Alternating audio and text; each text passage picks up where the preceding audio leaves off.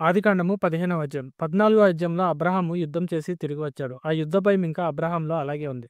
అయితే దేవుడు అబ్రాహాముకు ప్రత్యక్షమై, "అబ్రామా భయపడకు, నేను నీకు కేడెమునై ఉన్నాను. నీ బహుమానం అత్యధికమగును" అని చెప్పాను. అప్పుడు అబ్రాహాము, "ప్రభువైన యెహోవా నాకేమిస్తే ఏంటి? నాకు సంతానం లేక నేను నశించిపోతున్నాను.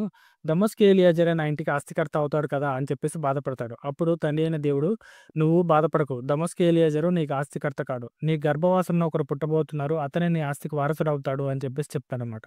అప్పుడు అబ్రాహాం అంటాడు, "మరి ఇవన్నీ జరుగుతాయి అనడానికి నాకు సూచన ఏమిటి? నాకు ఏదైనా ఒకటి అనుగ్రహించు" అని చెప్పేసి దేవుడిని అడుగుతాడనమాట.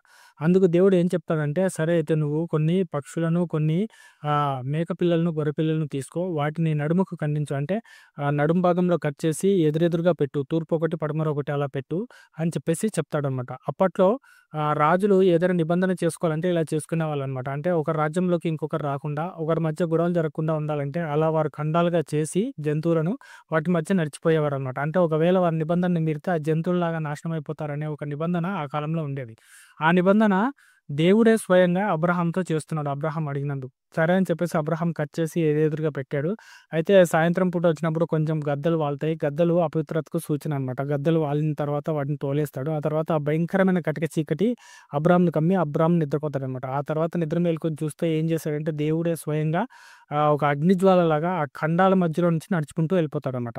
ఆ 2 ఖండాల మధ్యలో నుంచి నడుచుకుంటూ వెళ్ళిపోతాడు. అంటే దేవుడే స్వయంగా అబ్రాహాంతో ప్రమాణం చేశాడనమాట. ఆ తర్వాత దేవుడు అబ్రాహాంకు చెప్తాడు, "నీ సంతానము ఇసుక రేణువుల్లాగా అవుతది. ఒకసారి ఆకాశాన్ని చూడు.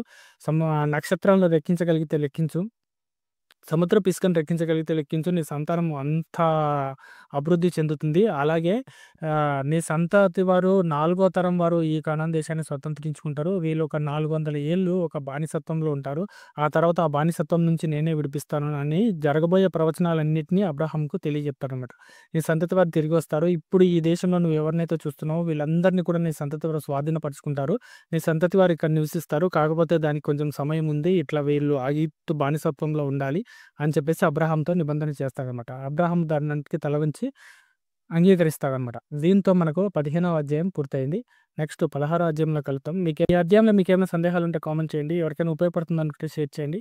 మీరు కూడా మాతో పాటు ఈ బైబిల్ జర్నీని కొనసాగించాలనుకుంటే దయచేసి నా ఛానెల్‌ని సబ్స్క్రైబ్ చేసుకోండి. నెక్స్ట్ మరొక అధ్యాయంతో మళ్ళీ కలుద్దాం.